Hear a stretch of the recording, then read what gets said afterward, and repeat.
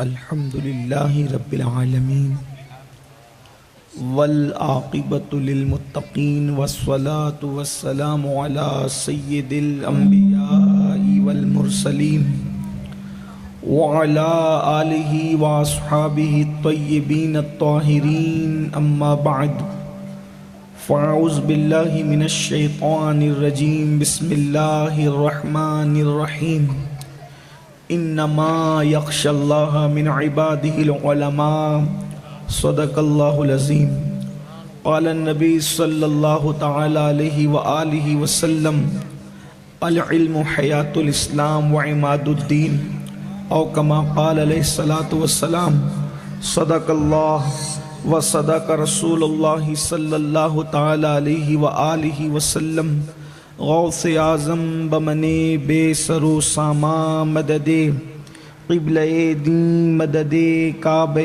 ایمان مددے انتظار کرم تست من عینی را اے خدا جو و خدا بین و خدا دا مددے بگرداب بلا افتادہ کشتی ضعیفان و شکستہ رات و پشتی بحق خواجہ عثمان ہارون مدد کن مدد کن مدد کن یا معین الدین چشتی۔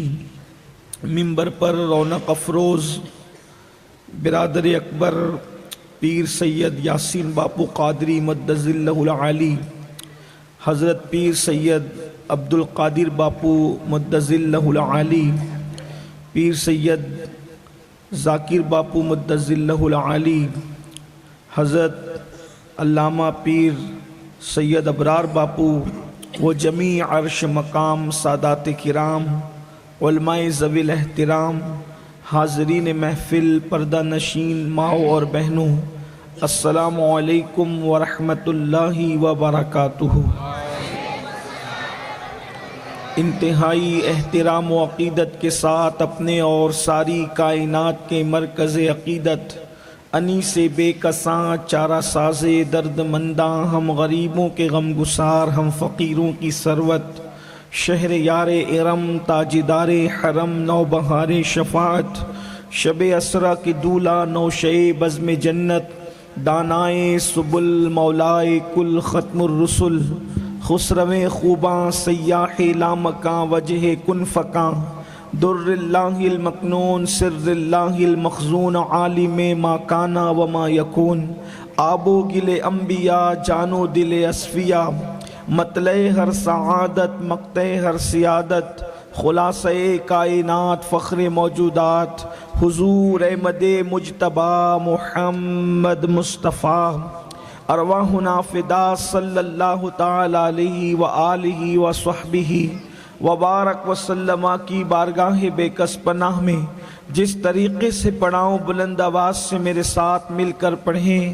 الصلاۃ والسلام علیک یا رسول اللہ،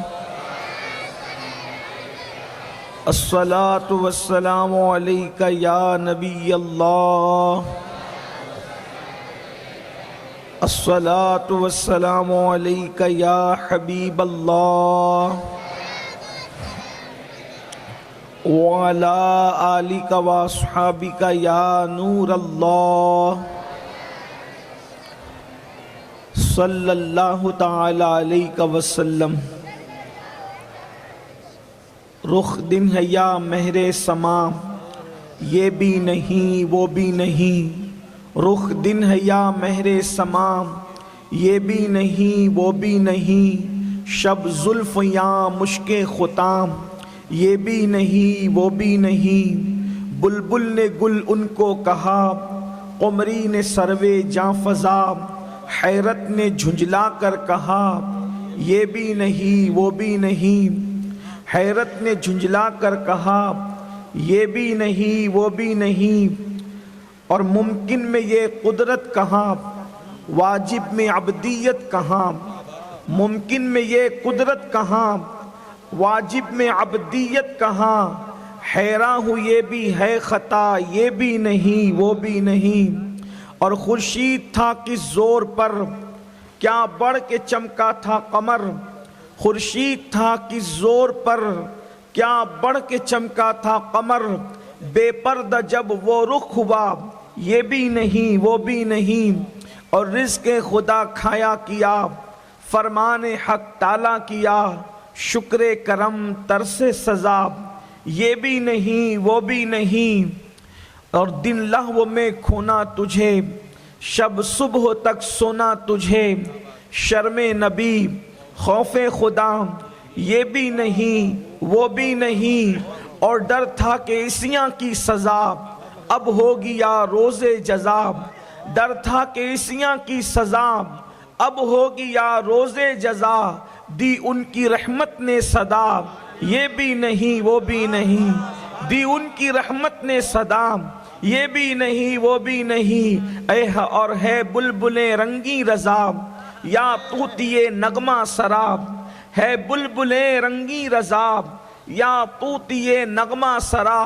حق یہ کہ واصف ہے تیرا، یہ بھی نہیں وہ بھی نہیں۔ آج کی یہ محفل جامعہ مخدوم اشرف للبنات کی بچیوں کی ردا پوشی کی یہ محفل ہے۔ اللہ رب العزت جن بچیوں کی ردا پوشی کی رسم ادا کی گئی، ان بچیوں کو اور ہم سب کے بچوں کو بچیوں کو علم نافع عطا فرمائے، اور اللہ اس ادارے کو دن 11ویں رات 12ویں ترقی عطا فرمائے۔ حاجی محمد الیاس اشرفی صاحب اور ان کی پوری ٹیم کو مبارکباد کہ ان کی محنت اور کاوشوں سے یہ محفل سجی اور بچیوں نے عالمہ بننے کا اور مبلغہ بننے کا شرف حاصل کیا۔ اللہ کا خوف تمام حکمتوں کی اصل ہے۔ جتنی حکمتیں ہیں اس سب کی جڑ ہے اللہ کا خوف۔ اگر عاشق بننا ہے تو اللہ کا خوف چاہیے، اگر عالم بننا ہے تو اللہ کا خوف چاہیے، اگر نیک بننا ہے تو اللہ کا خوف چاہیے، اگر چہروں کو جگمگانا ہے تو اللہ کا خوف چاہیے، اگر عبادت خانوں کو آباد کرنا ہے تو اللہ کا خوف چاہیے، اگر اللہ کا ولی بننا ہے تو اللہ کا خوف چاہیے، اگر اللہ کا محبوب بننا ہے تو اللہ کا خوف چاہیے، اگر اللہ کے نزدیک عزت والا بننا ہے تو اللہ کا خوف چاہیے، اگر قبر میں اپنے جسم کو کیڑوں سے بچانا ہے تو اللہ کا خوف چاہیے، اگر دنیا اور آخرت کی رسوائی سے محفوظ رہنا ہے تو اللہ کا خوف چاہیے، اس لیے کہ جب دل میں اللہ کا خوف اور اللہ کی خشیت بس جاتی ہے تو پھر انسان کہ دل کا تعلق خود بخود گناہوں سے ٹوٹ کر کے نیکیوں کی طرف مائل ہونے لگتا ہے۔ جب اللہ کا خوف انسان کے دل میں پیدا ہو جاتا ہے تو پھر انسان عیاشیوں کے اڈوں کو آباد کرنے کی بجائے وہ خدا خانوں کی طرف بڑھنے لگتا ہے۔ جب انسان کے دل میں اللہ کی خشیت پیدا ہو جاتی ہے، اللہ کا خوف پیدا ہو جاتا ہے، تو انسان اپنی زبان کو گناہوں سے بچاتا ہے، اپنی نگاہ کو گناہوں سے بچاتا ہے، اپنے ہاتھ اور پیر کو گناہوں سے بچاتا ہے۔ اسی لیے میرے اللہ نے ارشاد فرمایا، یا ایھا الذین آمنوا اتقوا اللہ حق تقاتہ، اے ایمان والو اللہ سے ڈرو جیسا کہ ڈرنے کا حق ہے۔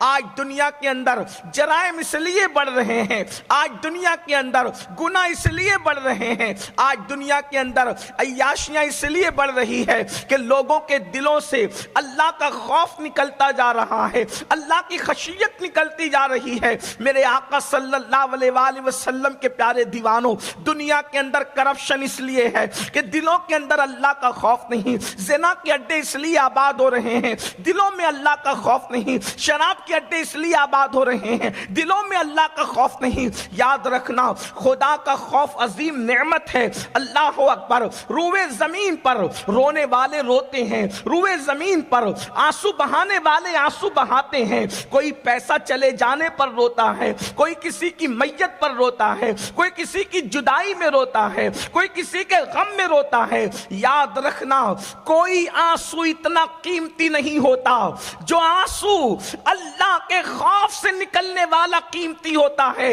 اللہ کے سچے رسول، ہم سب کے آقا و مولا مصطفیٰ جان رحمت صلی اللہ علیہ وآلہ وسلم ارشاد فرماتے ہیں، اگر کوئی تنہائی میں اپنے گناہ کو یاد کر کے اللہ کے خوف سے روتا ہے اور اس کی آنکھ سے صرف مکھی کے سر کے برابر آنسو نکل جائے تو اللہ اس کے چہرے پر جہنم کی آگ کو حرام فرما دیتا ہے۔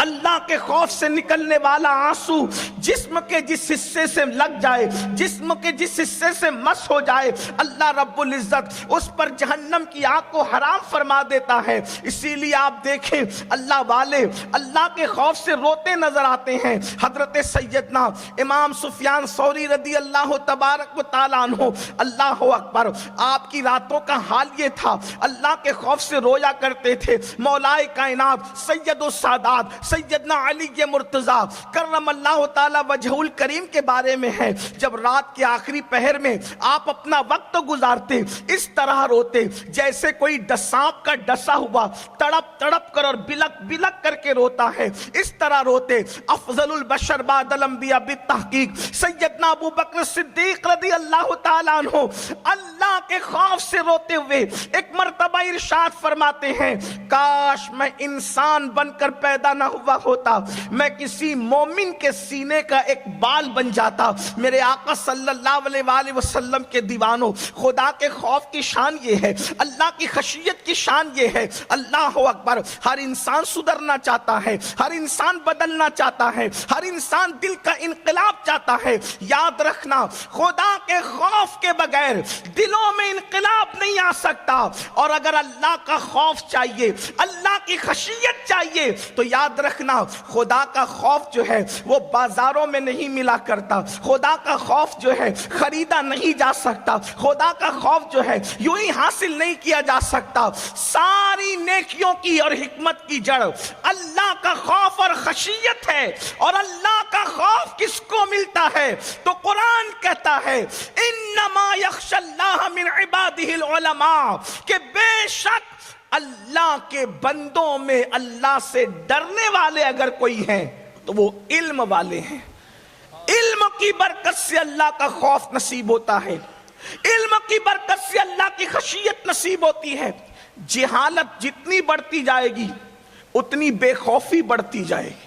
آج لوگ بے خوفی کی زندگی کیوں گزار رہے ہیں؟ ان کے پاس علم نہیں۔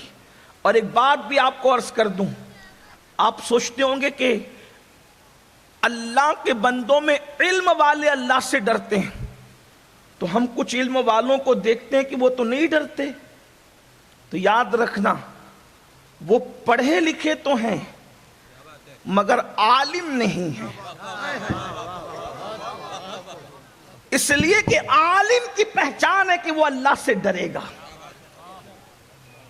اگر اشرف علی تھانوی عالم ہوتا تو حضور کی توہین نہ کرتا، ابن تیمیہ عالم ہوتا تو حضور کی توہین نہ کرتا۔ پڑھا لکھا تو ہے، عالم نہیں ہے، اس لیے کہ جس کے دل میں اللہ کا خوف ہوگا جب وہ اپنے جیسے بشر کی توہین نہیں کر سکتا تو وہ خیر البشر کی توہین کیسے کر سکتا ہے؟ امام اہل سنت پڑھے لکھے بھی تھے اور عالم بھی تھے، دل کی خشیت کی وجہ سے پکار اٹھے، اللہ کی سردہ بقدم شان ہے یہ، انسان ہی انسان، وہ انسان ہے یہ۔ قرآن تو ایمان بتاتا ہے انہیں، ایمان یہ کہتا ہے میری جان ہے یہ۔ نعرے تکبیر، نعرے رسالت، عظمت مصطفیٰ۔ تو یاد رکھنا ہر پڑھا لکھا عالم نہیں ہوتا، اور ہر عالم پڑھا لکھا ہوا کرتا ہے، تو آج لوگوں کے اندر جو جہالت ہے اسی کی وجہ سے گناہ عام ہو رہے ہیں، جرائم عام ہو رہے ہیں۔ میرے آقا صلی اللہ علیہ وآلہ وسلم کے دیوانوں، اللہ کے رسول صلی اللہ علیہ وآلہ وسلم نے اسی لیے علم کی طرف اپنی قوم کو پیش رفت کرنے کا حکم دیا، علم کی طرف بڑھنے کا حکم دیا۔ علم کیا ہے؟ یاد رکھنا، میں دنیاوی علوم کا مخالف نہیں ہوں، لیکن جلسہ چونکہ مدرسے کا ہے اس لیے میں آج آپ کے سامنے دینی علوم کے حوالے سے کچھ باتیں عرض کرنا چاہتا ہوں، لیکن مفہوم مخالف آپ مراد نہیں لیں گے۔ اللہ اکبر، ہم نے بھی کچھ تھوڑا بہت دنیا کے علوم پڑھے ہیں اور اللہ کا شکر ہے الحمدللہ سنی دعوت اسلامی جو ہے دنیاوی علوم کے ادارے بھی قائم کر رہی ہے۔ خود بفضل ہی تعالی ایک انگلش اسکول اور ایک جونیئر کالج کا میں خود بھی چیئرمین ہوں، اس اعتبار سے اپنا تعارف کرانا کبھی پسند بھی نہیں کیا، لیکن اللہ کا شکر ہے عصری علوم کی خدمت ہم لوگ بھی کر رہے ہیں۔ مگر یاد رکھنا، یہ دنیا کے جو علوم ہے وہ دنیا میں کام آئیں گے، مگر جو علم دین ہے انشاءاللہ وہ قبر تک جائے گا، قبر میں کام آئے گا۔ میرے آقا صلی اللہ علیہ وآلہ وسلم کے دیوانوں، آج ہم لوگوں کا حال کیا ہو گیا ہے؟ بچے کو اسکول کے لیے تو اٹھاتے ہیں لیکن علم دین کے حوالے سے ہماری کوئی دلچسپی نہیں ہے۔ زیادہ سے زیادہ بچے کو قرآن پڑھنا سکھا دیں گے، وہ بھی درست تلفظ کے ساتھ نہیں، وہ بھی صحیح انداز سے نہیں۔ اللہ اکبر، حال یہ ہے 3-3 4-4 بچوں کے باپ بن گئے، ابھی تک غسل کا اسلامی طریقہ بھی نہیں پتا، ابھی تک نماز پڑھنے کا صحیح طریقہ بھی نہیں پتا۔ مسلمانوں بتاؤ، اللہ اکبر، ہم نے کمپیوٹر سیکھا، ہم نے 25 سال لگا دیے، کس کے لیے؟ جو ڈگریاں دنیا میں کام آئے گی ان کے لیے 25 سال لگائے، اور جو ڈگری قبر میں جائے گی 25 گھنٹے بھی اس علم دین کے لیے ہم نے کوشش نہیں کی۔ اللہ کے رسول صلی اللہ علیہ وآلہ وسلم ارشاد فرماتے ہیں، رات کے مختصر سے حصے میں علم دین کا حاصل کرنا پوری رات جاگ کر نفل عبادت کرنے سے بہتر ہے۔ میرے آقا صلی اللہ علیہ وآلہ وسلم کے دیوانوں، اللہ کے حبیب صلی اللہ علیہ وآلہ وسلم ارشاد فرماتے ہیں، جو علم دین سیکھتا ہے مچھلیاں اس کے لیے دریا میں دعا کرتی ہے، جو علم دین سیکھتا ہے پرندے اس کے لیے گھونسلوں سے دعا کرتے ہیں، چوٹیاں اس کے لیے بلوں سے دعائیں کرتی ہے۔ اللہ اکبر، اور اللہ کے رسول صلی اللہ علیہ وآلہ وسلم فرماتے ہیں، طالب علم یعنی علم دین کا سیکھنے والا جس قبرستان سے گزر جاتا ہے ان قبروں سے عذاب کو اٹھا لیا جاتا ہے۔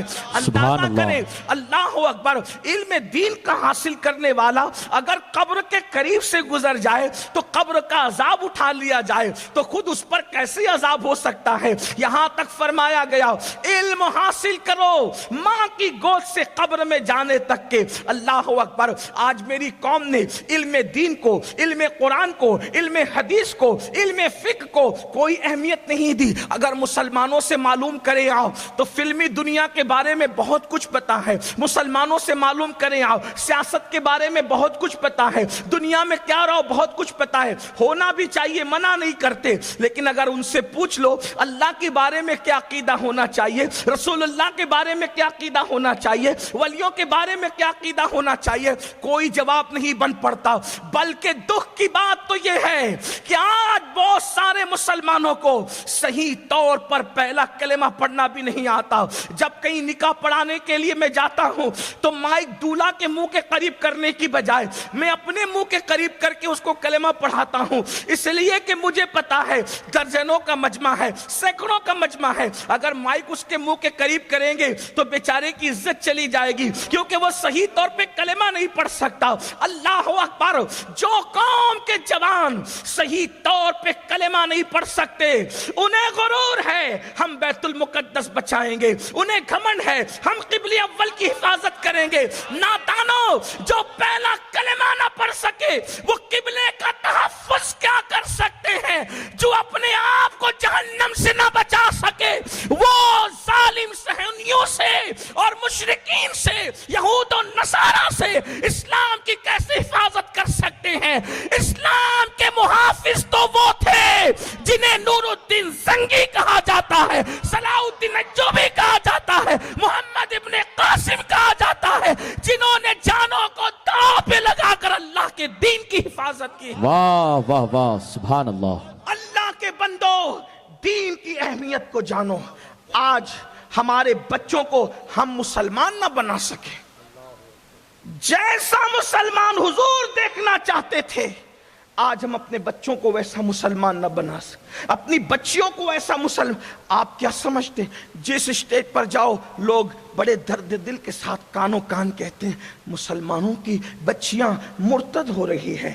میں نے کہا جو تمہیں پتا ہے وہ تم کہہ رہے ہو, لیکن بچیاں اور بچے جو مرتد ہو کر گھر میں ہیں ان کا غم کون منائے گا؟ آپ کے بچے اگر دنیاوی تعلیم حاصل کر رہے ہیں ان کو اسلام پہ اعتراض ہو رہا ہے, حالانکہ دنیا میں سب سے خوبصورت ترین اگر کوئی مذہب ہے تو صرف مذہب اسلام ہے. اس مذہب کا حسن ہی الگ ہے. اس مذہب کا خدا رحمان و رحیم اللہ, اس مذہب میں جس کو الہ مانتے وہ اللہ ہے. اس کی طاقت کیا, اس کی قوت کچھ نہیں پتا. بہت سارے مسلمانوں کو یہ بھی نہیں پتا قبر میں کیا. ایک بہت بڑے پیر صاحب نے مجھ سے پوچھا بغداد شریف, یار مرنے کے بعد قبر میں اتنی دیر تک کے کیسے پڑے رہیں گے؟ میں نے کہا پیر صاحب پڑے ہی نہیں رہیں گے.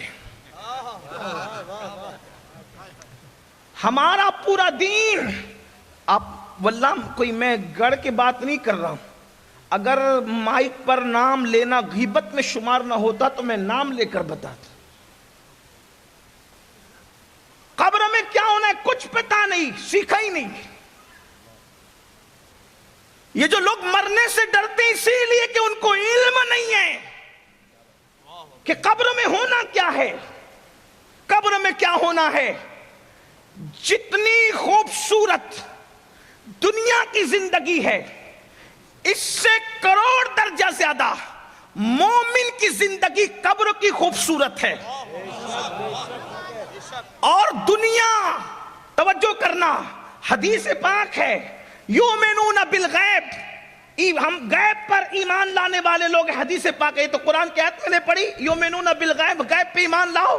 حدیث پاک ہے کیا ماں کا پیٹ دنیا کے سامنے جتنا چھوٹا ہے, توجہ کریں, ماں کا پیٹ دنیا کے سامنے جتنا چھوٹا ہے, مومن کی قبر اتنی وسیع ہے کہ اس قبر کے سامنے دنیا اتنی چھوٹی ہے جتنی دنیا کے سامنے ماں کا پیٹ چھوٹا ہے. جب مومن قبر میں جاتا ہے تو اس کی قبر کو تا حد نگاہ کشادہ کر دیا جاتا ہے, جنت کا بستر بچھا دیا جاتا ہے, جنت کی کھڑکی کھول دی جاتی ہے اور اس کو کہا جاتا ہے سو جا ایسے جیسے پہلی رات کی دلہن سوتی ہے.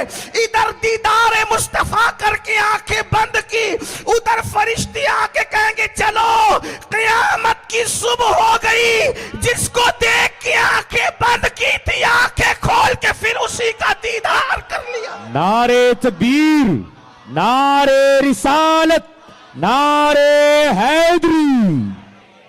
دنیا سوچ رہی ہے صدیاں بیت گئی مگر وہاں اٹھنے والا کا سوچے گا رات کو سویا تھا صبح کو بیدار ہو گئے. علم نہیں ہے مسئلہ, اس لیے لوگ مرنے سے کیوں ڈر, حاجی صاحب مرنے سے ڈر رہے ہیں, نمازی صاحب مرنے سے ڈر رہے ہیں, بڑی معذرت کے ساتھ دیندار کہلانے والے بھی مرنے سے ڈر رہے ہیں. میں تو لوگوں کو یہ بات کہتا ہوں, شاید آپ نے سنا بھی ہوگا, یوٹیوب کا دور ہے, کہ مدینے جانے سے جتنی خوشی ہوتی ہے مومن کو مر جانے سے اس سے زیادہ خوشی ہوتی ہے, کیونکہ مدینے منورہ جاؤ تو گنبد نظر آتا ہے اور مر جاؤ تو گنبد والا بے حجاب نظر آتا ہے. جان تو جاتے ہی جائے گی قیامت. یہ ہے اب یہاں مرنے پہ ٹھہرا ہے نظارہ تیرا, قبر میں لہرائیں گے تا حشر چشمے نور کے جلوہ فرما ہوگی جب طلعت رسول اللہ. واہ واہ واہ سبحان اللہ, سبحان اللہ, سبحان اللہ. کوئی مرنا ہی نہیں چاہتا. جنت میں سب مرنے کی دعا کرنے کی اجازت نہیں, لیکن موت سے نفرت کرنے کی اجازت بھی نہیں. اس سے خوبصورت زندگی کیا ہے؟ حضور کو دیکھا آنکھیں بند کی, کوئی چھوٹی موٹی چیز ہے. امام کہتے ہیں وہ جان دے دو وعدے دیدار پر, جان دے دو وعدے دیدار پر نقد اپنا دام ہو ہی جائے گا، نقد اپنا دام ہو ہی جائے گا۔ اور کہتے ہیں اللہ اکبر، اے رضا ہر کام کا ایک وقت ہے، دل کو بھی آرام ہو ہی جائے گا، اور شاید ہر ناکام ہو ہی جائے گا۔ اللہ اکبر۔ تو آج علم کی کمی ہے، اس لیے لوگ ادھر ادھر کیوں تک رہے ہیں؟ علم کی کمی ہے۔ اسلام پر اعتراض مسلمانوں کے بچے کر رہے ہیں، علم کی کمی ہے۔ قوم کی بیٹیاں آج اسلام کو شک کی نظر سے دیکھ رہے ہیں، علم کی کمی ہے۔ اللہ اکبر۔ ایسے وقت میں اگر یہ مدرسے قائم ہے، یہ مدرسے کیا ہے؟ ان کی اہمیت جانو، ان کی قدر جانو۔ اللہ کے رسول صلی اللہ علیہ وآلہ وسلم نے ارشاد فرمایا، العلم حیات الاسلام و عماد الدین، علم اسلام کی زندگی ہے اور دین کا ستون ہے۔ ایک دور تھا مسلمانوں کا بچہ پڑھا لکھا رہتا تھا، مسلمانوں کے چھوٹے چھوٹے بچوں کے پاس اتنا علم رہتا تھا، اللہ اکبر، کہ اتنا علم لوگوں کے بڑے بڑوں کے پاس نہیں رہتا تھا۔ آئیے اگر بچے کی بات آئی ہے تو پھر میں نبی کے گھر کے ایک بچے کی بات کروں، جس گھر کے بچے کو امام اہل سنت نے نور کا بیان فرمایا ہے۔ کہتے ہیں اللہ حضرت سیدنا مالک الدینار، جنہیں مالک ابن دینار بھی کہا جاتا ہے، ایک مرتبہ ایک جنگل سے تشریف لے جا رہے ہیں۔ دیکھو کیسے علم سکھایا گیا، علم کا کیسے ماحول بنایا گیا، علم کا کیسے ماحول پیدا کیا گیا۔ مالک ابن دینار ایک جنگل سے تشریف لے جا رہے ہیں، جنگل سے جاتے جاتے کیا دیکھا؟ ایک ننھا سا بچہ ہے، بڑا خوبصورت سا بچہ ہے، حسین و جمیل سا بچہ ہے، اور وہ خوبصورت سا بچہ لکڑیاں چنتا ہے، اور لکڑیاں چنتے چنتے روتا ہے، کبھی روتا ہے، لکڑیاں جمع کرتا ہے۔ اس خوبصورت سے بچے کو دیکھ کر کے مالک ابن دینار کو خیال آیا، کوئی معمولی گھر کا بچہ نہیں ہے، کوئی شہزادہ معلوم ہوتا ہے، لیکن بہرحال دل میں خیال آیا چلو اس بچے کو سلام کر لیں، تھوڑا توجہ کریں۔ علم دین انسان کا دماغ کھولتا ہے، انسان کی فکر کھولتا ہے، انسان کا شعور کھولتا ہے، شعور کو بالغی نصیب ہوتی ہے۔ اللہ اکبر۔ اس لیے اپنے بچوں کو اتنا علم تو ہمیں دینا چاہیے کہ کم سے کم ضروریات دین کا علم ہمارے بچوں کے پاس ہو۔ ہر مسلمان کا بچہ نماز جانے، وضو جانے، نکاح کے مسائل، طلاق کے مسائل، حلال و حرام کے مسائل، یہ سب ہمارے بچے کو پتا ہونا چاہیے۔ جتنا علم سیکھنا فرض ہے، بچوں کو اور بچیوں کو جب تک اتنا علم نہیں سکھاؤ گے، بچوں کا ایمان نہیں بچا سکتے۔ قرآن کہتا ہے قُوْ أَنفُسَكُمْ وَأَهْلِكُمْ نَارًا، اپنے آپ کو بھی جہنم کی آگ سے بچاؤ اور اپنی اولاد کو بھی جہنم کی آگ سے بچاؤ۔ یاد رکھنا، پھر کہتا ہوں دنیاوی علوم کا مخالف نہیں، مگر سن لو، اگر دنیا کی ڈگری بچوں کو نہ دلائی، اللہ قیامت میں نہیں پوچھے گا۔ اگر آپ نے دینی فرض و علوم نہ سکھائے تو اللہ قیامت کے دن تم سے پوچھے گا، مجرم بنو گے، مجرم۔ آج ہمارے بچے جو ڈکیتی کر رہے ہیں، شراب پی رہے ہیں، زنا کے اڈوں پہ جا رہے ہیں، سود کے اڈوں پہ جا رہے ہیں، وجہ علم دین ان کے پاس، بلکہ ماں باپ کی ناقدری کر رہے ہیں، علم دین ان کے پاس نہیں۔ ماں باپ کو ستا رہے ہیں، علم دین ان کے پاس نہیں۔ ماں باپ سے بغاوت کر رہے ہیں، علم دین ان کے پاس نہیں۔ آج اگر بیویوں کو مارا پیٹا جا رہا ہے، علم دین ان کے پاس نہیں۔ طلاق کی بات کی جا رہی، علم دین ان کے پاس۔ سارا رونا اسی پر ہے، علم دین ان کے پاس نہیں۔ اللہ کے رسول نے عرب کے صحرا نشینوں کو زیور علم سے آراستہ کیا۔ عرب کے صحرا نشینوں کو زیور علم، حضور نے جو انقلاب پیدا کیا وہ خالص علمی انقلاب تھا۔ غلاموں کو اتنا علم دیا کہ صحابہ کے دور کے بعد علمی قیادت آزاد کردہ غلام اکثر کرتے نظر آ رہے ہیں۔ دیکھ لیں آپ، بڑے بڑے ائمہ وہ لوگ ہیں جن کا کبھی خاندان غلامی میں جو ہے وہ بسر کیا کرتا تھا، آپ اس کی ایک تاریخ ہے۔ تو عرض یہ کر رہا تھا، مالک بن دینار نے سوچا اس بچے کو سلام کروں۔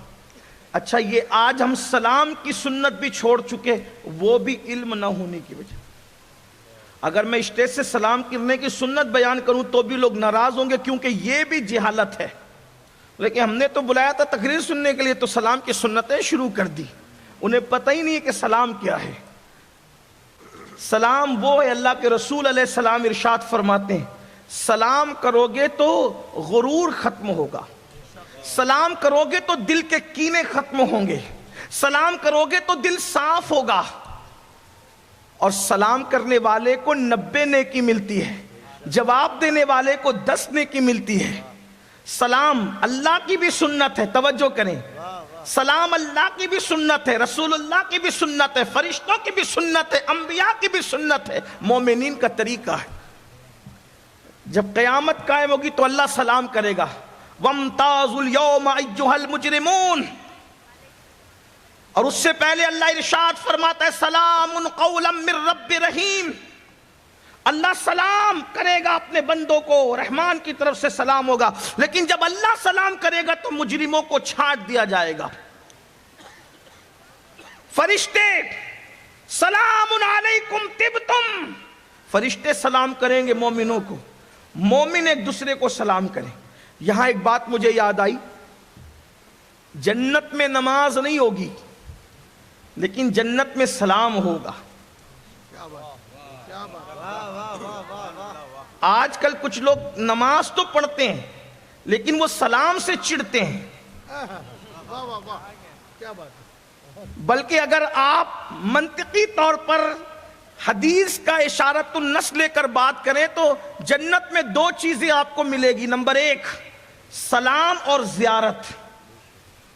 آج کل کچھ لوگ سلام سے بھی چڑھتے ہیں اور زیارت سے بھی چڑھتے ہیں۔ زیارت کہتے ہیں کسی کو دیکھنا، کسی کو دیکھنا، یہ زیارت ہے۔ صحیح ہے، آسان لفظوں میں گجرات کا خیال کر کے، بورسد والے اور گرد نواز سے آنے والوں کا خیال کر کے، تو اگر آپ دل میں تمنا کریں گے کہ آج غوث اعظم کو دیکھنا ہے تو جنت میں دیدار ہو جائے گا، غریب نواز کو دیکھنا ہے تو دیدار ہو جائے گا، صابر پاک کو دیکھنا ہے دیدار ہو جائے گا، مخدوم سمنا کو دیکھنا ہے دیدار ہو جائے گا، اپنے سچے پیر کو دیکھنا ہے دیدار ہو جائے گا، اس لیے کہ جنت میں آپ ہی آپ ہوں گے۔ 1857 کے بعد کے بگڑے ہوئے لوگ جنہوں نے صحابہ سے بھی بغاوت کی، جنہوں نے اہل بیت سے بھی بغاوت کی، اور جنہوں نے مالک جنت محمد الرسول اللہ سے بھی بغاوت کی، بگڑے ہوئے لوگ وہاں نہیں ہوں گے، کیونکہ قرآن کہتا ہے اِلَّا قِيلًا سَلَامًا سَلَامًا، وہاں کچھ نہیں ہوگا، اور کیا ہوگا، صرف سلامتی سلامتی ہوگی۔ یعنی وہاں دہشت گرد لوگ نہیں ہوں گے، سلامتی والے لوگ ہوں گے۔ اس سے بڑا دہشت گرد کون؟ دنیا کے دہشت گرد تو زندوں کو مارتے ہیں، ان سے بڑا دہشت گرد کون ہوگا؟ جو قبروں پر بھی بلڈوزر چلاتے ہیں، جو قبر والوں پر بھی دہشت گردی کرے، ان سے بڑا دہشت گرد کون؟ لیکن کون ہے؟ میں نام لے کر کے کسی کی اہمیت بڑھانا نہیں چاہتا، اس لیے کہ ہماری زبان اتنی قیمتی ہے، جو یار کا نام لیتی ہے وہ اغیار کا نام کیسے لے سکتی؟ زندہ باد زندہ باد، واہ واہ واہ۔ اس لیے ابھی آپ کو تمنا کرنا پڑے گا کہ ہمارا نام بھی ان کی زبان پہ، ابھی تم اتنے قیمتی نہیں ہو کہ آپ کا نام لے کے آپ کی اہمیت بڑھائے۔ کہ کچھ لیتے تو ہیں آپ والے، میں نے کہا یہ ان کی فراخ دلی ہے، جو لیتے یہ ان کی فراخ دلی ہے یا پھر ان کی سادہ دلی ہے، لیکن ہم تو نہیں لیں گے، اس لیے کہ ہم سادہ دل بھی کے قائل ہیں، فراخ دلی کے بھی قائل ہیں، لیکن تھوڑی سی تمہیں غیرت کے اظہار کے بھی بارے میں ہم جو ہے وہ کچھ سکھانا چاہتے ہیں۔ تو بہرحال میں یہ بات عرض کرنا چاہتا ہوں، کیا کچھ لوگ ایسے ہیں جو زیارت سے بھی چڑھتے ہیں اور سلام سے بھی چڑھتے ہیں، گویا کہ وہ بتاتے ہیں کہ جو کام جنت میں ہونے والا ہے ان سے ہمیں چڑ ہے، کیونکہ ہمیں جنت میں جانا۔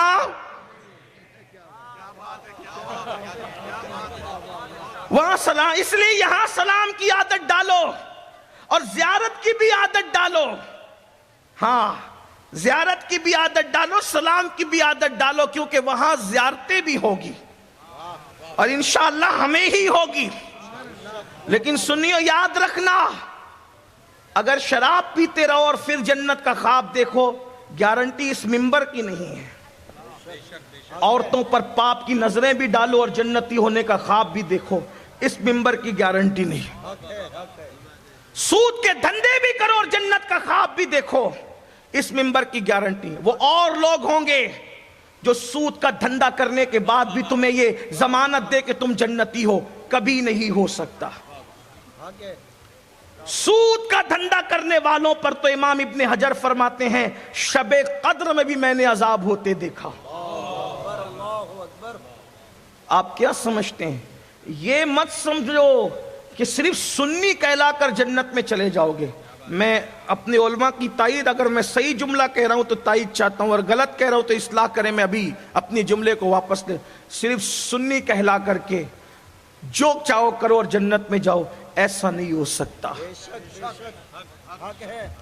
تمہارے گھر کی شادیوں میں ڈی جے بجے پھر تم جنتی، پوری زندگی کبھی مسجد کا منہ نہ دیکھو فجر کی نماز میں پھر بھی تم جنتی، یہ نہیں۔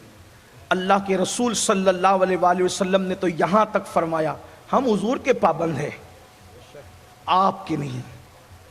آپ کو برا لگتا ہے تو آپ معاف کریں، نہیں معاف کر سکتے تو آپ خوش نہیں۔ لیکن اتنا ضرور کہوں گا، جب اللہ کے رسول نے فرما دیا جس نے نماز چھوڑ دی میں محمد اس سے بیزار ہوں، جس سے حضور بیزار ہو جائیں اسے جنت کیسے ملنے؟ میرے بھائی، جس سے ماں ناراض ہو اس کو جنت نہیں ملے گی، جس سے حضور ناراض ہو اس کو جنت کیسے مل سکتی ہے؟ جو ماں باپ کو ناراض کر دے، حضور فرماتے اس کو جنت نہیں۔ ماں کے قدموں تلے جنت، لیکن جو مالک جنت ہے وہ حضور ہیں، اللہ نے انہیں مالک جنت بنایا۔ تو یہ جو خواب دیکھتے ہو نا، سود کے دھندے کر کے، شراب پی کر کے، جوا کھیل کر کے، اللہ کے رسول علیہ السلام نے ارشاد فرمایا کہ ان کے نام تو جہنم کے دروازوں پہ لکھے جاتے، اور جن کا نام جہنم کے دروازوں پہ لکھا جائے گا اس کا جہنم میں جانا ہے۔ نہیں برداشت کر سکتے جہنم کے عذاب کو۔ اللہ کے بندو، آپ کیا سمجھتے ہو دین کو اور آخرت کو، قیامت کو اور حساب کتاب کو؟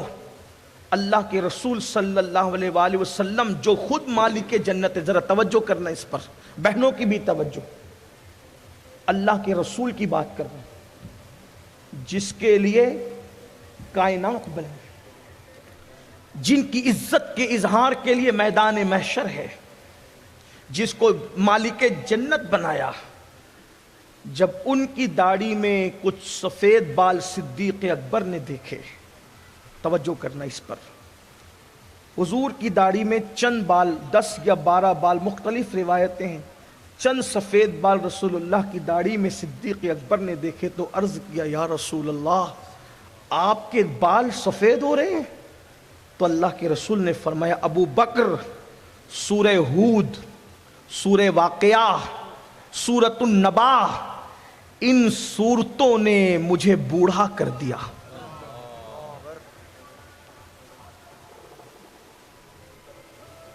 ان سورتوں میں کیا ہے؟ ان سورتوں میں کیا ہے؟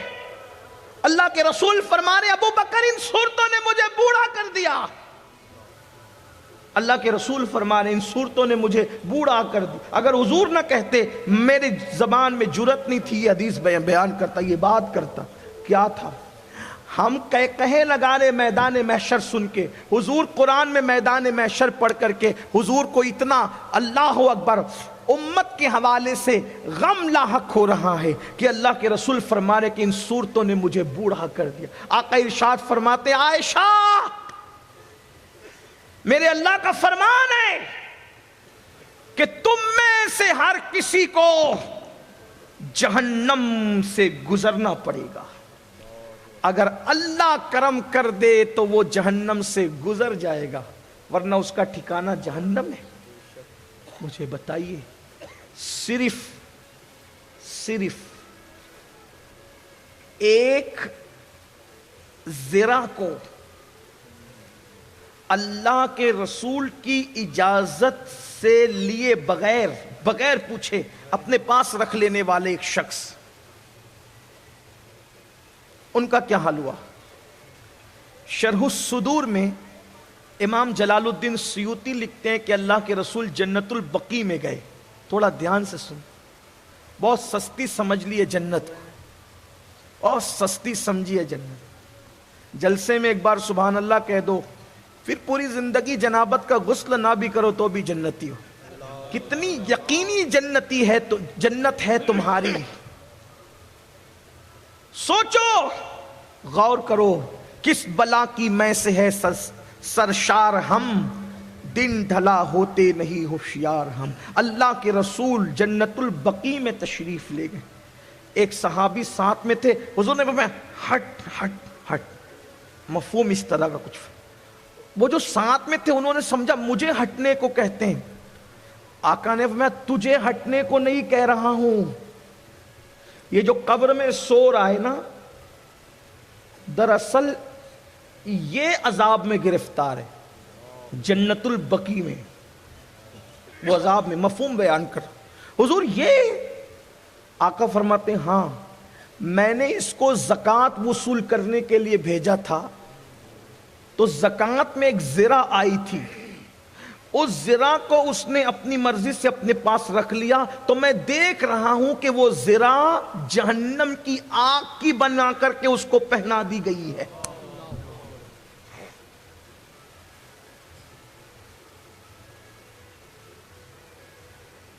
کس کو؟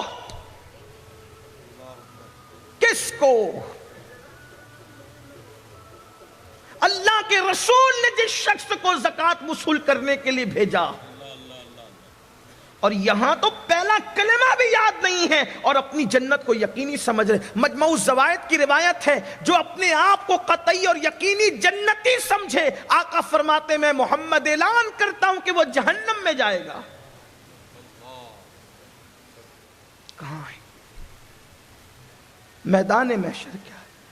ام المومنین سیدہ عائشہ صدیقہ رضی اللہ تعالیٰ عنہ، جس کے بستر پہ قرآن نازل ہوتا تھا، جب وہ آخرت کو یاد کرتی تو اتنا روتی تھی کہ روتے روتے جب دوپٹے سے آنسو پوچھتی تھی تو آپ کا دوپٹہ ایسے نچوڑنا پڑتا جیسے دھونے کے بعد دوپٹہ نچوڑا جاتا ہے۔ ان لوگوں کو نہیں پتا تھا اللہ رحمان رحیم ہے، حضور رحمت للعالمین، انہیں نہیں پتا تھا۔ انہوں نے قرآن اترتے دیکھا، انہوں نے حضور کے معجزات دیکھے، درختوں کو حضور کے قریب آتے دیکھا، حضور کے اشارے سے درختوں کو جاتے دیکھا، کنکریوں کو حضور کے اشارے سے کلمہ پڑھتے دیکھا، حضور کے ہاتھوں میں کھانے کو تسبیح کرتے دیکھا، حضور علیہ الصلوۃ و تسلیم کے ذریعے سے انہوں نے دیکھا کہ پتھر حضور پر درود پڑھ رہے ہیں، سلام پیش کر رہے ہیں، حضور کے معجزات اپنی آنکھوں سے دیکھا، ان کا ایمان کتنا مضبوط تھا۔ اللہ اکبر۔ اس کے بعد بھی وہ روتے ہیں، بلکتے ہیں، آؤ بکا کرتے ہیں۔ اللہ اللہ۔ آئیے ایک حدیث اور سن لے، ایک روایت اور سن لے۔ جب سیدنا فاروق اعظم، جن کو میرے آقا نے جنت کی بشارتیں دی اور فرمایا میرے بعد کوئی نبی ہوتا تو عمر ابن خطاب ہوتے، وہ فاروق اعظم جب ان کو شہید کیا گیا، آپ نے اپنے بیٹوں سے کہا میرے بیٹوں تم میرے فرما بردار ہو، مجھے زمین پر ڈال دو۔ اور جب زمین پر آپ کو ڈالا گیا تو آپ اپنا رخسار زمین پہ مل کر اللہ کی بارگاہ میں رونے لگے۔ عبداللہ ابن عباس کہنے لگے امیر المومنین آپ تو وہ ہیں، آپ کے ذریعے سے دین کو عزت ملی، آپ کے ذریعے سے اتنی فتوحات نصیب ہوئی۔ فاروق اعظم کہتے اے ابن عباس، عمر کی تو تمنا بس اتنی ہے، اللہ نہ مجھے کوئی اجر دے نہ عذاب دے، برابر سرابر چھوڑ دے، عمر کامیاب ہو جائے۔ یہ ان کی عاجزی ہے، یہ ان کی انکساری ہے۔ اور ہمیں کیا ہو گیا؟ ہم تو پوری زندگی کبھی فجر کی نماز میں نہیں گئے۔ جو نماز پڑھتے ہیں ان کا وضو چیک کر، ایک اچھا عالم اگر ہمارا وضو چیک کر لے تو شاید ہمارا وضو کامیاب نہیں ہوگا۔ عالم چیک کرے تو ہمارا وضو کامیاب نہیں ہو سکتا۔ علیم بذات الصدور چیک کرے گا تو ہمارے وضو کا کیا حال ہوگا۔ ایک اچھا عالم ہماری نماز چیک کر لے تو ہماری نماز کس کھاتے میں رکھی جائے گی۔ عالم کے پاس نماز چیک کرائیں، جو سچا عالم ربانی ہو تو اپنی نماز کا کیا ٹھکانہ۔ علیم بذات الصدور چیک کرے گا ہماری نمازوں کو کیا حال ہوگا۔ کیا دن ہم دیکھ رہے ہیں، بے فکر ہو کر کے بیٹھے۔ سیدنا فاروق اعظم اتنا روتے تھے کہ چہرے پہ نشان بن گئے۔ امام غزالی رحمت اللہ علیہ فاروق اعظم کا ایک واقعہ پیش کرتے ہیں جس کا مفہوم پیش کرتے ہیں۔ حضرت عبداللہ ابن عمرو ابن عاص کی تمنا تھی کہ فاروق اعظم کی شہادت کے بعد میں ان کو خواب میں دیکھوں۔ توجہ کرنا، مفہوم پیش کر رہا ہوں. عبداللہ ابن عمرو ابن عاص صحابی ابن صحابی ہے. ان کی تمنا تھی کہ میں فاروق اعظم کو خواب میں دیکھوں. 12 سال ہو گئے فاروق اعظم کی شہادت کو، اور کہاں آرام کرنے؟ ہم سنیوں کا یقین ہے کہ صدیق و فاروق جنت میں سو رہے ہیں، ہے نا؟ جہاں 2 رکعت پڑھنے کے لیے ہر مکتبہ فکر کا آدمی نمبر لگا کر کھڑے ہوتا ہے، ایک دوسرے کو دھکے دیتا ہے، وہاں وہ حضور اس سے اور قریب حضور کے قدموں میں سو رہے ہیں، آرام کر رہے ہیں. حضرت پیر نصیر الدین نصیر بہت خوبصورت بات کہتے ہیں نام آتے ہی ابو بکر عمر کا لب پر کیوں بگڑتا ہے وہ پہلو میں سلائے ہوئے ہیں. حضور کے قدموں میں سونے والے ابھی بھی جنت میں سو رہے ہیں، جنت میں آرام کر رہے ہیں. میرے امام کہتے ہیں سادین کا قران ہے پہلو ہے ماہ میں، جرمٹ کیے ہیں تارے تجلی قمر کی ہے، اور محبوب رب اکبر ہے اس سبز قبہ میں، پہلو میں جلوہ گاہ عتیق و عمر کی ہے. اللہ اکبر. فاروق اعظم رضی اللہ تبارک و تعالیٰ عنہ کو دیکھنے کی تمنا عبداللہ ابن عمرو ابن عاص کے دل میں تھی. 12 سال کے بعد اس شان سے فاروق اعظم کو دیکھا، ایسا لگتا تھا کہ جیسے غسل کر کے، ابھی تازہ غسل کر کے کہ بدن سے پانی کے قطرے ٹپک رہے ہیں، آپ تشریف لا رہے ہیں.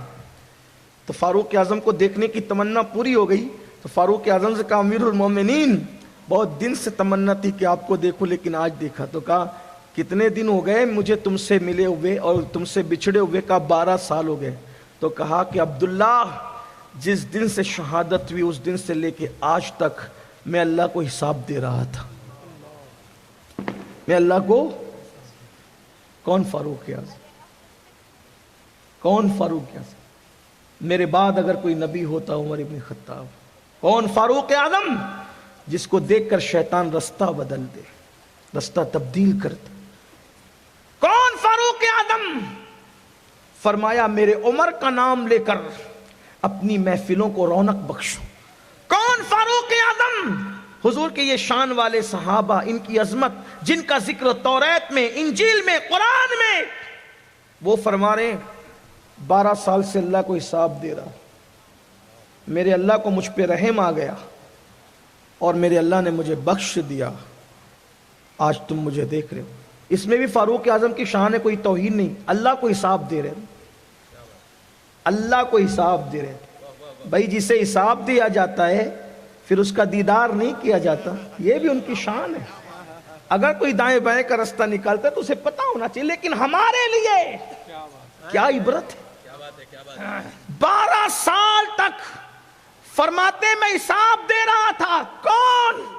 جس کے عدل نے شیر اور بکری کو ایک گھاٹ میں پانی پلا دیا، جس نے کہا کہ اگر دریا کے کنارے کوئی بکری خارش سے مر جائے بھوکی، میں ڈرتا ہوں کہ قیامت کے دن اللہ کی بارگاہ میں کیا جواب دوں گا. جس نے ایک جبے پر خلافت سنبھالی اور پوری زندگی گزار دی، جس کے پاس دوسرا جبہ بھی نہیں تھا، جس کا حال یہ تھا سب لوگوں کو کھلاتے تھے بیت المال سے اور خود سوکھی روٹی کھاتے تھے. اللہ اکبر. ان کی کیا منقبت بیان کریں جن کے بارے میں جبریل امین کہتے ہیں اگر میں عمر نو لے کر کے آؤں اور عمر کی فضیلت بیان کروں تو عمر نو ختم ہوگی، عمر کی فضیلت ختم نہیں ہو سکتی. ایسی ہستی فرمائے 12 سال سے میں اللہ کو حساب دے رہا تھا، جس کے تقوی کا عالم یہ ہے کہ جب اپنے گھر کا حساب کرتے ہیں تو گھر کا چراغ جلاتے ہیں، اور بیت المال کا حساب کرتے ہیں تو حکومت کا چراغ جلاتے ہیں. جس کے بدن پہ پیون تھے، پیون والے کپڑے پہنے. اللہ اکبر. جس نے کبھی مشکوک لقمہ نہیں کھایا، وہ فرماتے 12 سال تک میں اللہ کو حساب دیتا رہا. سود کے دھندے کرنے والوں کہاں سے طاقت لاؤ گے اللہ کی بارگاہ میں جواب دینے کی؟ زنا کے اڈوں کو آباد کرنے والوں کہاں سے زبان میں طاقت لاؤ گے اللہ کی بارگاہ میں جواب دینے کی؟ مسجدوں کو ویران کرنے والوں کہاں سے طاقت لاؤ گے اللہ کی بارگاہ میں جواب دینے کی؟ عورتوں پر پاپ کی نظریں ڈالنے والوں کہاں سے طاقت لاؤ گے اللہ کی بارگاہ میں جواب دینے کی؟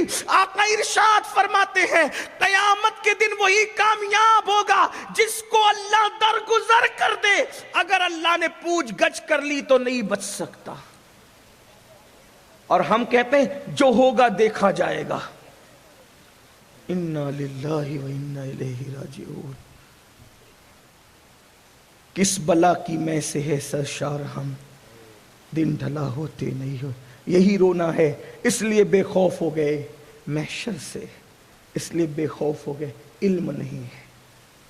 جس کے بیٹے جنتی جوانوں کے سردار ہے، وہ آخرت کو یاد کر کے داڑھی پکڑ کر کہتے اللہ علی پر رحم فرما۔ وہ امام اعظم جو داتا کے بھی امام ہے اور خواجہ کے بھی امام ہے، محبوب الہی کے بھی امام ہے، وہ اپنی سفید داڑھی پکڑ کے پوری پوری رات رو کر کہتے اللہ نعمان کے بڑھاپے پہ رحم فرما۔ تو قیامت میں مجھ سے کیا پوچھے گا اور میں تجھے کیا جواب دوں گا؟ جو رمضان شریف میں 61 قرآن ختم کرتے تھے، ان کی فکر آخرت اور اللہ کے خوف کا یہ عالم ہے۔ جو روزانہ ہر رات کبھی 700 کبھی 300 اور کبھی 1000 رکعت تک نماز ادا فرماتے تھے، یہ ان کی کرامت تھی کہ اللہ ان کے لیے رات اتنی طویل کر دیتا تھا۔ یہ حال تھا، علم نہیں ہے۔ سوچتے ہیں کہ قطعاً یقینی جنتی ہے ہم لوگ، نہیں، اتنی سستی نہیں ہے جنت، اور اتنی مہنگی بھی نہیں ہے جتنا 1857 کے بعد والوں نے مہنگی کر کے دکھایا۔ نہ اتنی سستی ہے جو آپ سمجھ رہے ہیں، اور نہ اتنی مہنگی ہے جو وہ کہہ رہے ہیں۔ تو کیا ہے اعتدال کی راہ؟ تو امام نے بہت آسانی سے سمجھایا، کہا جنت کیسے؟ تو کہا وہ تو نہایت سستا سودا بیچ رہے ہیں جنت کا، وہ تو نہایت سستا سودا بیچ رہے ہیں جنت کا، مگر ہم مفلس کیا مول چکائیں؟ اپنا ہاتھ ہی خالی۔ ایک انگوٹھی بکی ابھی 51,000 کی ہے نا، بہت مہنگی بکی۔ اگر میں اپنی گھڑی کو یہ کہہ دوں کہ یہ 4 آنے کی، لو خریدو، 4 آنا چاہیے مجھے، کس کے پاس 4 آنا ہے لے جاؤ اس کو، 51,000 کی خریدی نا انگوٹھی، یہ 4 آنے کی ہے۔ گھر جا کے کہو گے کتنا سستا سودا لگایا امین القادری نے، مگر جیب میں 4 آنے نہیں تھے۔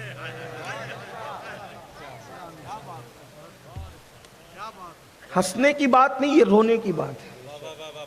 اگر جیب میں 4 آنے نہیں ہو، اتنی سستی قیمت کے بعد بھی گھڑی خرید نہیں سکتے۔ جنت تو سستے میں بک رہی ہے کیا اپنے پاس؟ ہم مفلس کیا مول چکائیں؟ ہم مفلس کھڑی خریدنے کے لیے 4 آنے چاہیے تھے، نہیں ہے نا تمہاری پاس؟ مجھے 54 چاہیے، نہیں ہے نا؟ کروڑ پتی ہو لیکن 54 اس وقت تمہارے پاس نہیں ہے، میں جانتا ہوں، نہ ان کے پاس ہے نہ تمہارے پاس، نہیں خرید سکے نا میری گھڑی، کروڑ پتی ہو کر بھی، کیونکہ تمہارے پاس وہ قیمت نہیں ہے جو مجھے چاہیے۔ جو قیمت مجھے چاہیے اگر وہ تمہارے پاس نہیں ہے تو ارب پتی کروڑ پتی ہو کر بھی، بلکہ 51,000 کی انگوٹھی خریدنے والا میرا بھائی بھی میری 54 کی اس گھڑی کی قیمت کا جو ہے وہ متحمل نہ ہو سکا۔ سوچو تو صحیح، جنت کی قیمت اگر ایک نیکی بھی ہو صحیح ہے ہمارے پاس، ایک نیکی کی بات، ایک نیکی، صرف ایک نیکی، اب یہ ایک نیکی ہمارے پاس نہیں ہے۔ میں نے کہا اپنے زعم میں نیک ہونا الگ بات ہے، اور یار کی نگاہ میں نیک ہونا الگ ہے۔ وہ تو نہایت سستا سودا بیچ رہے ہیں جنت، ہم مفلس کیا مول چکا؟ ہم تو مفلس، اپنا ہاتھ ہی خالی، کچھ نہیں ہے ہمارے پاس۔ میرے بھائیوں کچھ فکر کر لو، پہلی اور آخری بار دنیا میں آئے ہو، کچھ سوچو، دین کو اہمیت دو، دین، علم دین سیکھو، مذہب کو اہمیت دو۔ آج قوم کی بیٹیاں، قوم کے بچے کیا چاہتے ہیں؟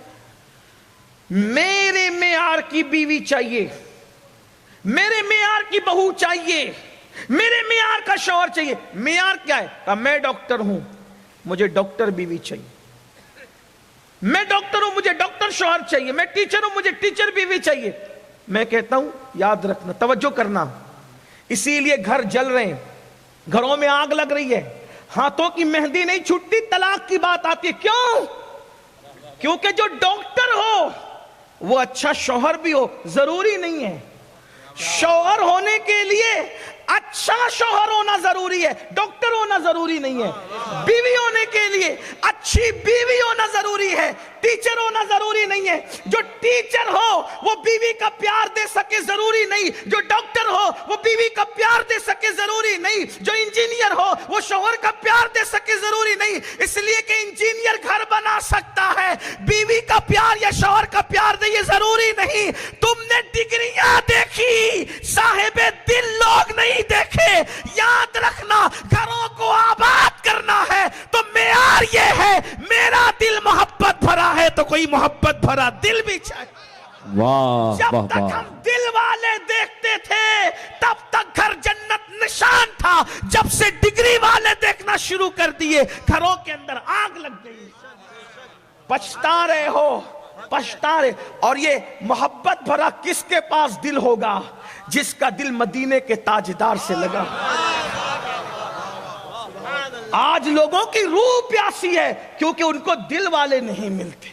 ڈگری والے تو ملتے ہیں، دل والے نہیں ملتے۔ یاد رکھنا، پہلے ڈگریاں والے نہیں تھے، دل والے تھے، اس لیے چہرے پہ جھریاں پڑ جاتی تھی تو بھی دادا دادی سے محبت کرتے نظر آتے تھے، اور دادی دادا کے بغیر رہتی نظر نہیں آتی تھی۔ لیکن آج ڈگریاں ہیں مگر ایک دوسرے کے بغیر ایسی زندگی ہے کہ معاذ اللہ شوہر ہو کر بھی بیوی کسی اور کو تک رہی ہے۔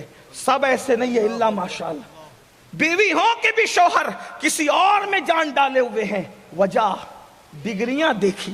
ہر ڈگری والا بگڑا ہوتا ہے یہ نہیں کہہ رہا ہوں، میری بات کا غلط مفہوم، اس لیے کہ شوہر کی کمی شوہر پوری کر سکتا ہے، ڈاکٹر انجینئر نہیں۔ اس لیے قوم کی بیٹیوں سے کہتا ہوں شوہر ڈھونڈو، شوہر، اور اچھا شوہر تمہیں کہاں ملے گا؟ ایرے و گیرے نتو خیروں کے خیمے میں نہیں، محمد الرسول اللہ کی غلامی میں ملے گا۔ واہ واہ واہ، ماشاءاللہ ماشاءاللہ۔ جو جانے وفا ہے وہاں ملے گا، اور تم اس لیے یہاں ناکام ہو کہ تمہارے پاس علم دین نہیں ہے۔ علم دین سیکھو۔ اللہ کے رسول صلی اللہ علیہ وآلہ وسلم نے جب داماد ڈھونڈا تو ایسا تھا جس کا خود کا گھر نہیں تھا۔ خود کا گھر کہہ رہا ہوں، خود کا گھر نہیں تھا مگر وہ دل والا تھا، وہ دل والا تھا، ماشاءاللہ ہے نا؟ توجہ فرمائیں، بیبیاں حضور کی، ہائے ہائے ہائے، قرآن ان کے بارے میں کہہ چکا، اے نبی کی بیبیوں، کیا لستن کاحد من النساء، تم اور عورتوں کی طرح نہیں ہو۔ کیوں؟ اس لیے کہ محبوب نالین پہن لے تو وہ سر پہ رکھی جاتی ہے، جو حضور کی بیویاں بن جائے ان کے مرتبوں کے معراج کا اندازہ کون لگا سکتا ہے؟ تو اگر ڈھونڈنے نکلے ہو تو شوہر ڈھونڈو، ڈھونڈنے نکلے ہو تو بیوی ڈھونڈو، اور اچھا شوہر آپ کو اسلام کے سوا کہیں نہیں مل سکتا، اچھے ماں باپ آپ کو اسلام کے سوا کہیں نہیں۔ آپ کہیں گے امین القادری ہمیں تو نہیں ملا، میں نے کہا تم نے دولت مند ڈھونڈا، دیندار نہیں ڈھونڈا۔ رونا یہی ہے، رونا یہی ہے۔ دیکھو دیندار شوہر کی شان کیا ہوتی ہے۔ ایک شوہر کو جو شوہر بنا بھی نہیں، بننے والا کہا جاتا ہے میری بیٹی لنگڑی ہے، لولی ہے، اندھی ہے، لونجی ہے، تمہاری لغزش کو بھول کو معاف کر دیں گے، بولو بیوی بناؤ گے؟ انہوں نے کہا فوراً جی بنا لیں گے۔ اندھی کو کوئی بیوی بناتا ہے؟ لنگڑی کو کوئی بیوی بناتا ہے؟ لونجی کو کوئی بیوی بناتا ہے؟ کون بناتا ہے؟ لیکن وہ دیندار تھے نا، راضی ہو گئے۔ یہاں تو حال یہ ہے کہ بیوی بیمار پڑ جائے تو شوہر کی توجہ کم ہونے لگتی ہے، یہ حالات ہے۔ وجہ آپ نے اچھا شوہر نہیں ڈھونڈا۔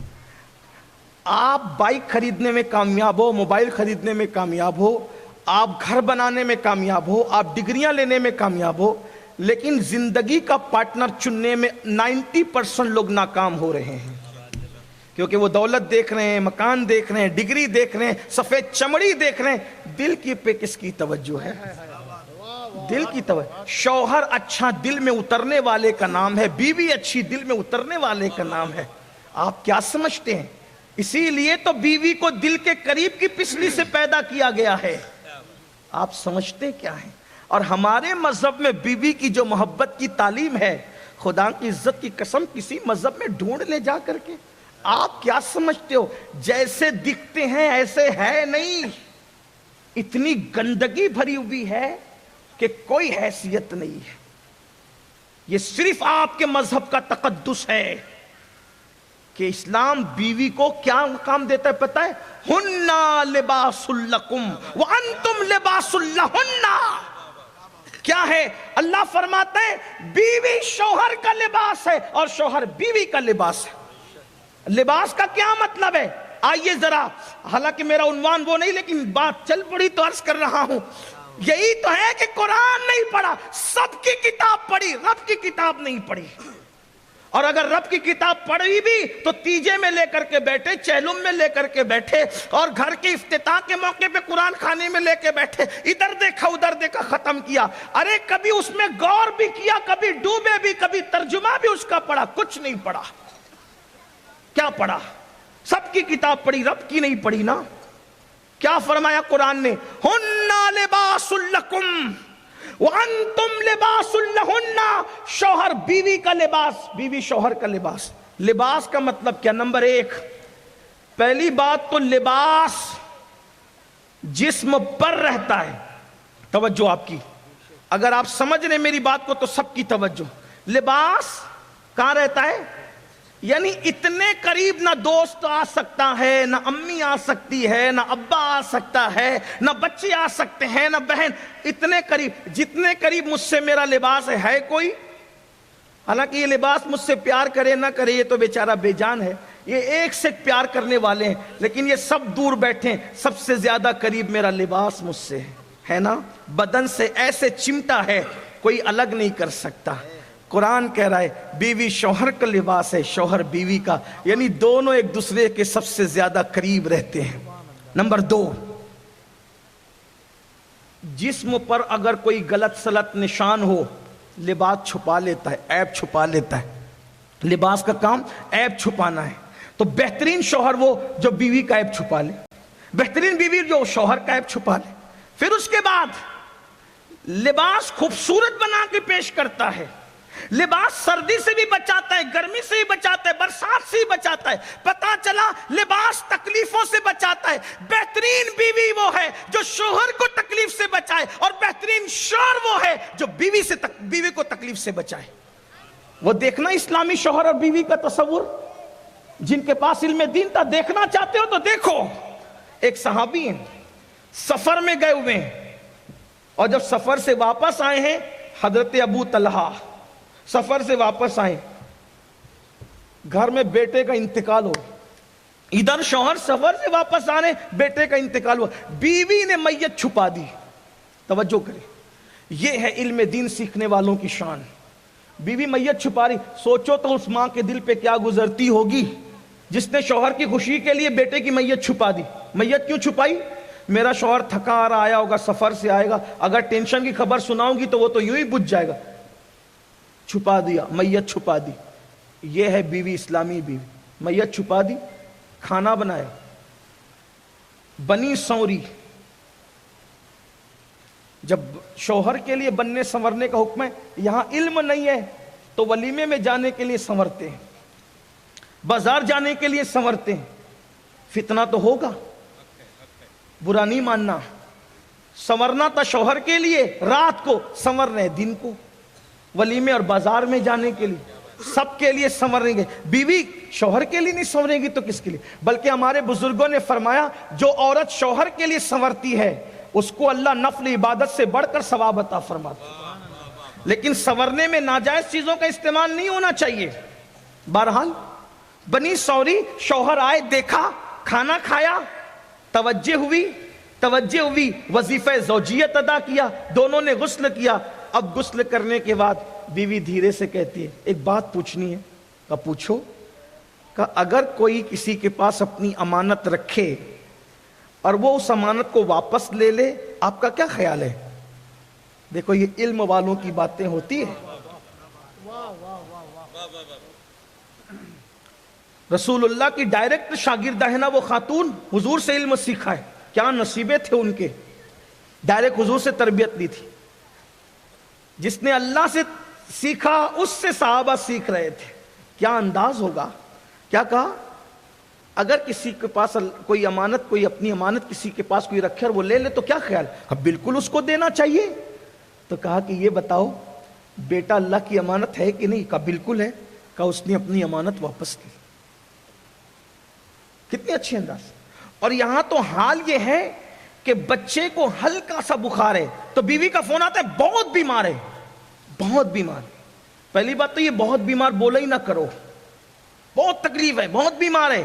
یعنی آج کل عورتیں بڑا چڑھا کر، مرد بڑا چڑھا کر، علم ان کے پاس نہیں ہے. وہ کتنے نارمل انداز سے میت کی خبر دی شوہر. پتہ ہے اس پر کیا ہوا؟ اس خاتون کو جسے ام سلیم کہتے ہیں شوہر کی خوشی کے لیے اتنی بڑی قربانی دی، رسول پاک نے ان کو جنت کی بشارت عطا فرمائی. یہ دین ہے. آج ہمیں بچیوں کو پڑھانا ہوگا. پڑھاؤ، کیونکہ مرد پڑھیں گے تو علم دروازے تک رہے گا، عورتیں پڑھے گی تو علم نسلوں تک منتقل ہوگا. مرد نے پڑھا، فرد نے پڑھا، عورت نے پڑھا، پورے معاشرے نے پڑھا. ماں کی گود جب تربیت یافتہ ہوگی تو بچے خود بخود تربیت یافتہ ہوں گے. بات دور سے دور چلی گئی. عرض کر رہا تھا سلام کرو. سلام کی بڑی فضیلت ہے. زیارت کی عادت بناؤ. اور ایک بات یاد رکھنا، اگر کسی سے کینہ کپٹ بھی ہو نا، اس کو بار بار سلام. ایک بات آپ کو بتاؤں، اگر حضور کے ساتھ جنت میں جانا ہے تو ایک نسخہ ذرا میں بھی آج آپ کو بتا دوں. جانا ہے حضور کے ساتھ جنت، اللہ کے رسول فرماتے اے انس، صبح اس حال میں کر کے کسی مومن کے لیے تیرے دل میں کینہ نہ ہو. جس کا دل کینے سے پاک ہوگا وہ جنت میں میرے ساتھ ہوگا. مت رکھو کسی کے لیے کینہ، چھوڑ دو، ٹینشن چھوڑو. اپنا دل کسی کے کینے کے لیے تھوڑی ہے، اپنا دل تو محبت مدینہ کے لیے ہے، مدینے والے کے لیے. تو حضرت مالک بن دینار، بات اس پہ پوری کرتے ہیں. حضرت مالک بن دینار سوچا یہ بچہ بڑا خوبصورت ہے، حسین ہے، جمیل ہے، کسی اچھے گھر کا ہے، اس کو سلام کر. جیسے ہی سوچا سلام کرتے ہیں تو اچانک دوسرا خیال آیا، بچہ ہی تو ہے. کیا خیال آیا؟ بچہ ہی تو ہے، اسے کیا سلام کر. اچھا دونوں خیال آئے تھے، ایک کہیں اور سے آیا تھا، ایک کہیں اور سے آیا تھا. ابھی آپ کو سمجھ میں آئے گا کہاں سے آیا. خیال بھی ایک جگہ سے نہیں آتے نا، الگ الگ جگہ سے آتے. ہاں آگے بڑھ گئے. مالک سلام کیے بغیر آگے بڑھ گئے. پھر خیال آیا تیسرا، مالک تو نے کیوں سلام نہیں کیا؟ بچہ سمجھ کرنا، جب اللہ کے رسول چھوٹے چھوٹے بچوں کو سلام کرتے تھے تو کون ہے؟ او تو کون ہے؟ حضور چھوٹے چھوٹے بچوں کو سلام کرتے تھے، تو کون؟ پلٹے السلام علیکم ورحمت اللہ. بچے نے سر اٹھایا، وعلیکم السلام یا مالک ابن دینار. ہو یہ تربیت کا نتیجہ ہوتا. یہ فیضان نظر تھا یا کہ مکتب کی کرامت تھی؟ سکھائے کس نے اسماعیل کو آداب فرزندی؟ گھر کا ماحول بہت بدلتا ہے، گھر کے ماحول کا اثر. ہم لوگ گھر میں کسی کے گھر میں روزانہ میں سمجھتا ہوں 25-50 گھر تو ہمارا جانا ہوتا ہی ہو، اور بلا مبالغہ سینکڑوں لوگوں سے ملنا ہوتا ہو. 1 منٹ میں مجھے اندازہ ہو جاتا ہے اس گھر کا ماحول کیا ہے. اس میں علماء آتے ہیں کہ نہیں آتے، اس میں سادات آتے ہیں کہ نہیں آتے، اس میں پیر لوگ آتے ہیں کہ نہیں آتے. بچوں کو دیکھ کر ہمیں 1 منٹ میں اندازہ بتا سکتے ہیں. اس گھر میں علماء نہیں آتے، اس گھر میں آتے ہیں. اس گھر میں مشائخ نہیں آتے، اس گھر میں آتے ہیں. ہمیں پتہ ہے. جس گھر میں پیروں کا، مشائخ کا، سادات کا، علماء کا آنا جانا ہے، اس گھر کے بچے ملیں گے فوراً دستبوسی کریں گے. جن گھر میں نہیں آنا جانا ہے وہ نارمل ایک ہاتھ ملائیں گے، ایسے ملا کر کے چلے جائیں. ماحول الگ ہے. آپ سب کے قریب رہتے ہو، ذرا علماء سے بھی رشتہ جوڑو، علماء سے بھی تعلق قائم کرو، سادات سے تعلق قائم کرو، مشائخ سے تعلق. ان کی برکتیں ہیں، بہت برکتیں ہیں، بلکہ حدیث پاک میں آتا ہے کہ جب انسان کے نام اعمال اس کو جنت میں لے جانے کے قابل نہ ہوں گے تو اللہ پاک فرمائے گا اس سے پوچھو کیا زندگی میں کبھی اس نے کسی عالم دین سے محبت کی تھی؟ اگر محبت کی تھی تو اس محبت کے صدقے بخشا جائے گا. اگر وہ بھی نہیں کیا تھا تو کہا جائے گا اس سے پوچھو کہ اس کا نام کسی عالم کے نام پہ رکھا گیا تھا؟ اگر ایسا ہوگا تو بھی بخشا جائے گا. اگر یہ بھی نہیں تھا تو پوچھا جائے گا کیا کسی عالم کے محلے میں رہا تھا؟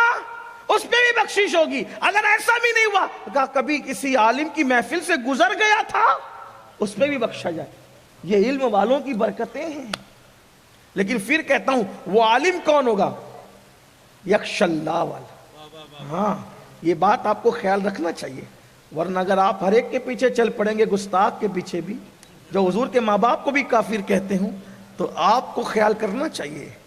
ہاں عالم کی تعریف، کتنے ہی بڑے مدرسے کا فارغ ہو، اگر اس کے اندر یکش اللہ کا جلوہ نہیں ہے تو وہ پڑھا لکھا تو ہو سکتا ہے، عالم نہیں ہو سکتا. ہاں تو عرض کیا کر رہا تھا، اس بچے نے کہا وعلیکم السلام یا مالک الدینار. اے بچے تو بڑا عارف معلوم. عارف، یہ عارف تصوف میں ایک اصطلاح ہے.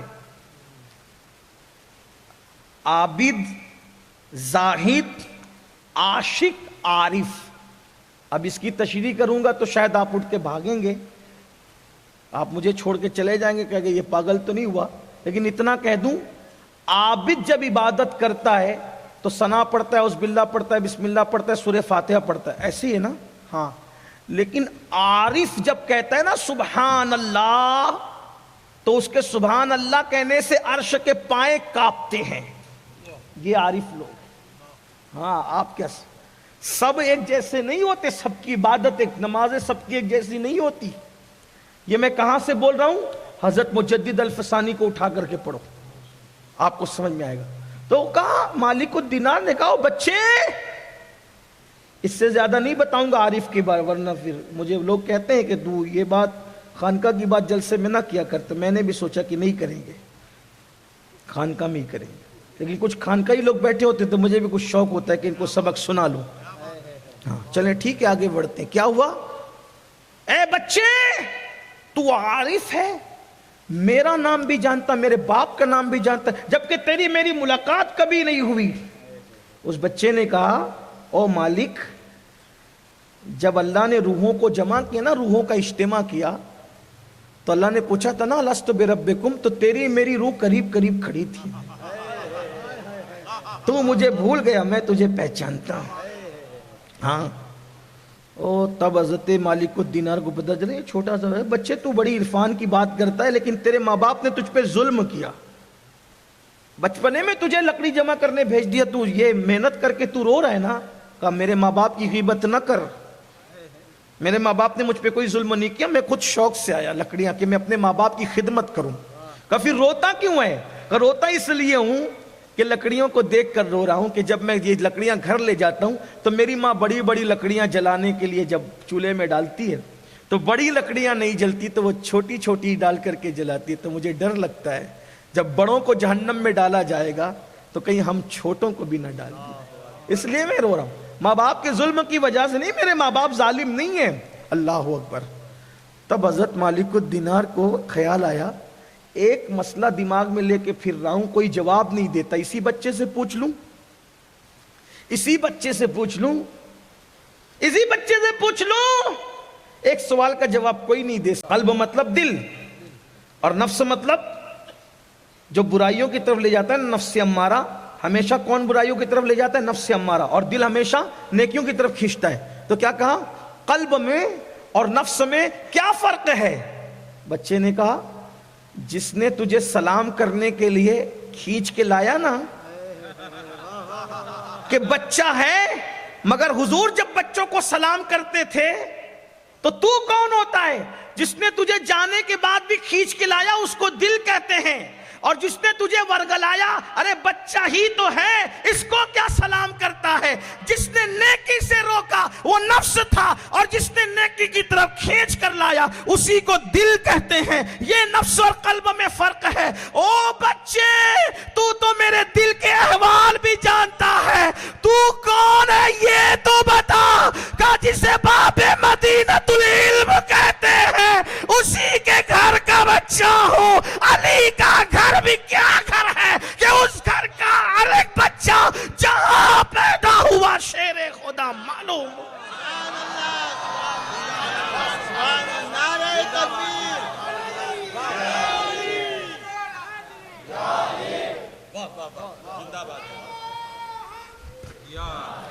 گھر میں جیسا ماحول ہوگا، عرفان کا ماحول ہوگا تو گھر میں عرفان پیدا ہو، بچوں میں عرفان پیدا ہوگا، تقویٰ پیدا ہوگا، پرہیزگاری پیدا ہوگی۔ اور اگر گھر میں گانوں کا ماحول، غزلوں کا ماحول ہوگا تو گھر کے اندر بچے وہی سیکھ کر وہ کچھ کریں گے۔ آئیے علم کی طرف پیش رفت کریں، اپنے بچوں کو اتنا پڑھائیں، بچیوں کو بھی ماشاءاللہ جو مدارس ہیں ان مدارس کی قدر کیجئے، علم کی طرف بڑھیے۔ اللہ پاک سب سے پہلے مجھے آپ سب کو توفیق بخشے، گفتگو کے درمیان کوئی غلطی ہو تو اللہ پاک معاف فرمائے۔